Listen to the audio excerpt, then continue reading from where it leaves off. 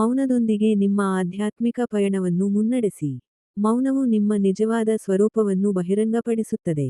ಮೌನದಲ್ಲಿ ಯಾವುದೇ ಪರಿಕಲ್ಪನೆಗಳಿಲ್ಲ, ಯಾವುದರ ಬಗ್ಗೆಯೂ ಚಿಂತನೆಯಿಲ್ಲ, ಜೀವನ ಎಂದರೇನು, ನಾನು ಯಾರು ಎಂಬ ಯಾವುದೇ ಕಲ್ಪನೆಯಿಲ್ಲ.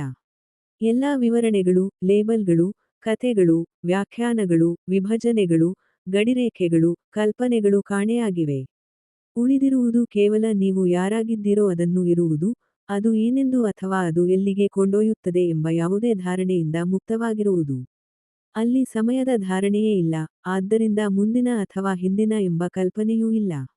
ಅಲ್ಲಿ ವೈಯಕ್ತಿಕ ಗುರುತಿಲ್ಲ, ಆದ್ದರಿಂದ ಲಾಭ ಅಥವಾ ನಷ್ಟ, ಅಜ್ಞಾನ ಅಥವಾ ಜಾಗೃತಿಯ ಧಾರಣೆಯೂ ಇಲ್ಲ. ಅದು ಕೇವಲ ನೀವು ಯಾರಾಗಿದ್ದೀರೋ ಅದರ ಶುದ್ಧ ಇರುವಿಕೆ. ಅದು ನಮ್ಮ ಸಾಧನೆ. ನಿಮ್ಮನ್ನು ತಿಳಿದುಕೊಳ್ಳಲು, ನೀವು ಇರುವಂತೆ ಇರಿ. ನೀವು ಇರುವಂತೆ ವಿಶ್ರಾಂತಿಯಿಂದಿರಿ, ಯಾವಾಗಲೂ ಮತ್ತು ಎಂದಿಗೂ. ನಿಮ್ಮ ನಿಜವಾದ ಸ್ವರೂಪವು ಬಹಿರಂಗಗೊಳ್ಳುತ್ತದೆ.